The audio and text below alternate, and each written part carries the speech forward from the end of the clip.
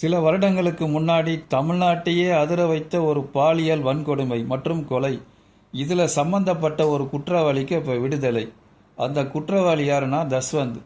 இவனை அந்த நேரத்தில் காவல்துறையினர் கைது செஞ்சு சிறையில் அடைச்சப்ப குற்றப்பத்திரிகை தயார் செஞ்சு நீதிமன்றத்தில் ஒப்படைக்க காலதாமதமானதால் அப்போதுள்ள செங்கல்பட்டு நீதிமன்றம் இவனை ஜாமீனில் வெளியே விட்டுருக்காங்க. சுல்லானுங்க சாகவாசமோ அவனை ஜாமீனில் வெளியே விடுறதும் பிராணகண்டம் அப்படின்றது அப்புறம்தான் தெரிஞ்சது.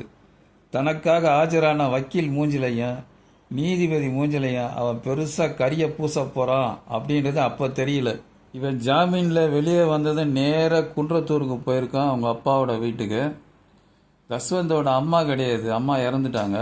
அவங்க அப்பா 2வது கல்யாணம் பண்ணிக்கிட்டாரு. அவங்க சித்தி பேர் சரளா. ஒரு வாரம் அங்கே வீட்டில் இருந்திருக்கான். செலவுக்கு அவங்க அம்மா கிட்ட பணம் கேட்டிருக்கான். அப்போ அவங்க பணம் கொடுக்க மறுத்ததுனால அவங்க அம்மா கிட்ட சண்டை போட்டிருக்கான். முடிவில் அவங்க அம்மா அடிச்சிருக்கான். அவங்க ஸ்பாட் அவுட். அந்த நேரத்தில் அவங்க அப்பா அங்கே வீட்டில் இல்லை. மறுபடியும் போலீஸ் அவனை கைது பண்ணி சிறையில் அடித்து இப்போ ஒரு 5-6 வருஷமாக சிறையில் இருந்திருக்கான். இப்போ தான் அந்த கேஸில் தான் ஜாமீனில் வெளியே விட்டுருக்காங்க. ஏன்னா அவங்க அப்பா பிறல் சாட்சியாக மாறி இருக்காரு. முதல்ல புகார் கொடுத்ததும் அவர் தான். என்னோட மனைவியை இவன் கொலை பண்ணிட்டான் அப்படின்னு புகார் கொடுத்ததும் அவர் தான். இப்போ இல்லை அது அவன் பண்ணலை அப்படின்னு பிறல் சாட்சியாக மாறினதுனால இப்போ அந்த கேஸில் தஸ்வந்தை கோர்ட்டு விடுதலை பண்ணியிருக்காங்க. இப்போ இதில் என்னன்னு பார்த்தீங்க அப்படின்னா, முதல் கேஸ் சிறுமியை வன்கொடுமை செஞ்சு கொலை பண்ணியிருக்கான். அந்த நேரத்தில் இன்னைக்கு இருக்கிற மாதிரி பெருசாக சிசிடிவி கேமராலாம் அப்போ இல்லை. அதனால் போலீஸார் குற்றப்பத்திரிகை தாக்கல் செய்கிறதுக்கு லேட் ஆனதுனால இவனை அப்போதுள்ள செங்கல்பட்டு நீதிமன்றம் இவனை ஜாமீனில் வெளியே விட்டாங்க. அந்த கேஸில் இவனுக்கு ஜாமீன் கிடைச்சிருக்கு. ஏன்னா இவன் தான் பண்ணான் அப்படின்றதுக்கு போதிய ஆதாரம் இல்லை அப்படின்ற ஒரு காரணம் தான். இவனை ஒரு சந்தேக லிஸ்ட்டில் தான் வச்சுருக்காங்க. இவன் தான் குற்றவாளி அப்படின்றது கன்ஃபார்ம் பண்ணலை. 2வது அவங்க அப்பா கொடுத்த புகாரின் பேரில் தான் இவனை கைது பண்ணி ஜெயிலில் அடிச்சிருக்காங்க. அவங்க அம்மாவை கொலை பண்ணிட்டான் அப்படின்னு. இப்போ அந்த கேஸில் தான் அவங்க அப்பா பிறல் சாட்சியாக மாறினதுனால இப்போ 2வது கேஸ்லேயே அவனை ஜாமீனில் வெளியே விட்டுருக்காங்க. இப்போ பார்த்தீங்க அப்படின்னா நம்ம நீதிமன்றத்தில் மாதத்துக்கு ஒரு வாய்தா தான். மாதத்துக்கு ஒரு வாய்தா போய் நேரில் ஆஜராகணும். இவர் தான் அப்படின்வாங்க. நீங்கள் அடுத்த மாதம் வாங்க அப்படின்வாங்க. இதில் விசாரணையெல்லாம் ஒன்றுமே இருக்காது. ஒரு வருஷத்தில் ஒரு 12 வாய்தான்னா ஒரு 6 வாய்தா தான் விசாரணை அப்படி இப்படின்னு இருக்கும். மீதி இருக்கிற 6 வாய்தா பார்த்தீங்க அப்படின்னா குற்றவாளியும் அதில் பாதிக்கப்பட்டவங்களும் வருவாங்க. முகத்தை பார்ப்பார் நீதிபதி. சரி, இந்த வழக்கு அடுத்த மாதத்துக்கு ஒத்தி வைக்கப்படுகிறதுன்னு ஒரு டேட்டை கொடுத்துருவார். இப்படியே தான் போகும். இந்த மாதிரி சட்டங்கள்லாம் மாறணும். மாறி வாரத்துக்கு 2 வாய்தா வச்சு மாதத்துக்கு 8 வச்சு டக்குன்னு இந்த கேஸை முடித்து குற்றவாளியை புதைச்ச இடத்துல புல்லு முளைக்கிற மாதிரி நம்ம சட்டங்கள்லாம் மாறணும். அப்படி மாறினாதான் இது மாதிரி மேற்கொண்டு நடக்காமல் இருக்கும். இப்போ பார்த்தீங்க அப்படின்னா இவனே ஒரு ரோல் மாடல் மாதிரி ஆயிட்டான் தப்பு பண்ணுறவங்களுக்கெல்லாம். இனிமேல் தப்பு பண்ண போகிறவங்க இவ்வளோ பெரிய தப்பு பண்ணியிருக்கான், அவனே கோர்ட்டு ஜாமீனில் வெளியே விட்டாங்க, அதெல்லாம் பார்த்துக்கலாம் அப்படின்னு எந்த குற்றத்துக்கும் இந்த தப்பு பண்ணுறவங்க துணிவாங்க. அதாவதுங்க, எனக்கு தெரிஞ்சு நான் ஒரு பஸ்ஸில் ட்ராவல் பண்ணிகிட்ருக்கப்ப என் பக்கத்தில் ஒருத்தர் இருந்தார். அவர் திருநெல்வேலியில் கோர்ட்டுக்கு போகிறோம், என்னோட தம்பியோட கேஸ் இன்றைக்கி வருது, எப்படியும் ஜாமீனில் விட்டுருவாங்க அப்படின்னு பேசிக்கிட்டு இருக்கப்ப அவர் சொன்ன கருத்து என்னென்னா, எந்த குற்றத்துக்கும் குற்றவாளிக்கும் அவனுக்கு செலவு பண்ண மட்டும் தயாராக இருந்தாங்கன்னா அவனை ஜாமீனில் ஈஸியாக வெளியே எடுத்துடலாம் அப்படின்னு அவர் சொன்னார். பணம் இருந்தால் போதுங்க, எப்படிப்பட்ட கேஸையும் நம்ம அடித்து வாங்கிடலாம், நம்ம ஆளுங்களை வெளியே கொண்டு வந்துடலாம், ஜாமீனில் கொண்டு வந்துடலாம், அப்புறம் வெளியே வச்சா இந்த கேஸை நடத்திக்கலாம். அது நடக்கும் 10 வருஷத்துக்கு. இப்போ ஜெயிலில் இருக்கிறவங்களாம் என்ன கதை அவரே சொல்கிறாரு. இவங்கெல்லாம் காசு இல்லாதவங்க,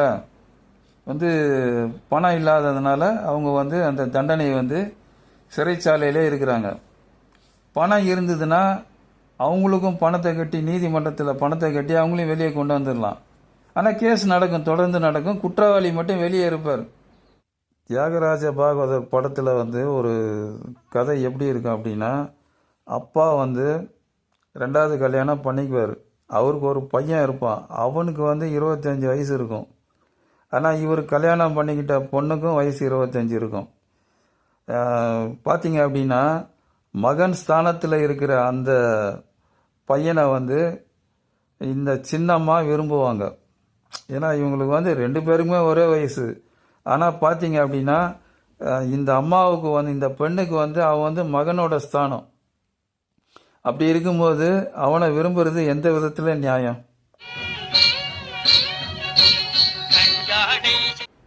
இப்போ இந்த வீடியோவை பாருங்கள். இந்த நெறியாளர் வந்து ஒரு வக்கீல்கிட்ட எப்படி கேட்குறாருன்னு.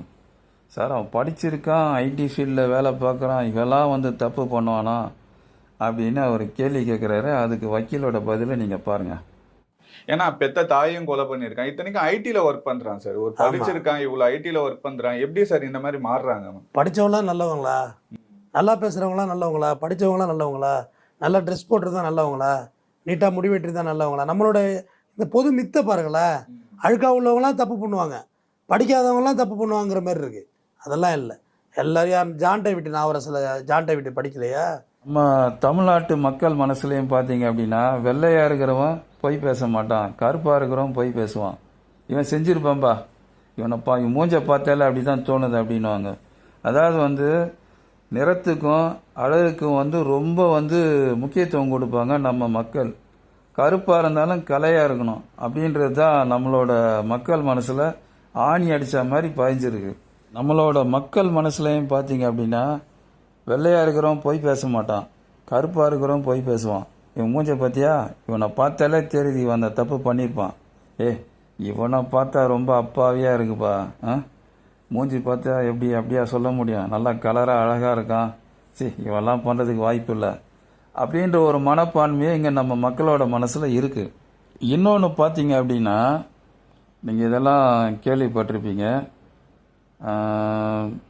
பொண்ணுக்கு வந்து 16-17 வயசு இருக்கும். அவள் வந்து காலேஜுக்கு போகக்கூடிய ஒரு சூழ்நிலையில் அவங்க அம்மா இன்னொரு குழந்தைய பெற்றிருப்பாங்க.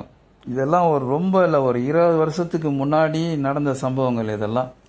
அதாவது அம்மாவும் பிள்ளை பெற்றுக்க ஆஸ்பத்திரிக்கு போயிருப்பா, பொண்ணும் பிள்ளை பெற்றுக்க அதே ஆஸ்பத்திரிக்கு போயிருப்பா. இதெல்லாம் வந்து இன்னமும் நடக்குது. அதாவது என்னென்னா, பொண்ணுக்கு கல்யாணம் பண்ணி ஒரு 3 மாதத்துலே அங்கே வந்து அம்மாவும் உண்டாயிருப்பா.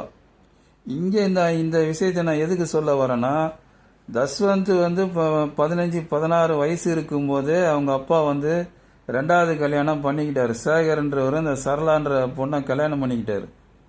அப்போ வந்து எல்லாருமே ஒரே வீட்டில் இருக்கும்போது இவர் வந்து இந்த 2வது கல்யாணம் பண்ணுறதுனால அந்த பையனுக்கு வந்து எந்த விதமான ஒரு சூழ்நிலையை வந்து அந்த குடும்பம் அமைச்சு கொடுத்துருக்கு, அதாவது அவங்க அப்பா வந்து அமைச்சு கொடுத்துருக்காருன்றது வந்து நமக்கு இது மூலமாக நம்ம தெரிஞ்சுக்கலாம். இந்த சமுதாயம் தப்பு பண்ணுறதுக்கு பெரியவங்களும் ஒரு காரணமாக இருக்காங்க அப்படின்னு தான் தோணுது. அவங்க அப்பா தஸ்வந்தோட அப்பா வந்து 2வது கல்யாணம் பண்ணாமல் இருந்து இந்த பையனை வந்து வளர்க்குறதுல வந்து ஒரு கவனம் செலுத்தியிருந்தா இந்த பையன் வந்து தப்பு பண்ணுறதுக்கு வாய்ப்பு இல்லாமல் இருந்திருக்கும். 1000 காரணம் சொன்னாலும் தப்பு பண்ணவங்க தண்டனை அனுபவிச்சே ஆகணும். தூக்கில் போடுறாங்களே இல்லையோ வெளியேவாது விடாமல் இருக்கலாம். இப்போ பாருங்கள், இவன் வந்து எப்படியோ வந்து காட்டுக்குள்ளே போய் வாழ போகிறான், ஊருக்குள்ளே தான் இருக்க போகிறான். அப்போ இவன் பக்கத்தில் இருக்கிறவங்க அக்கம் பக்கத்து வீட்டுக்காரங்களோட நிலைமையை கொஞ்சம் யோசிச்சு பாருங்கள். தினம் தினம் ஒரு குற்றவாளியோட முகத்தில் முழிக்கிற மாதிரிலாம் இந்த நீதிமன்றம் பண்ணியிருக்கு.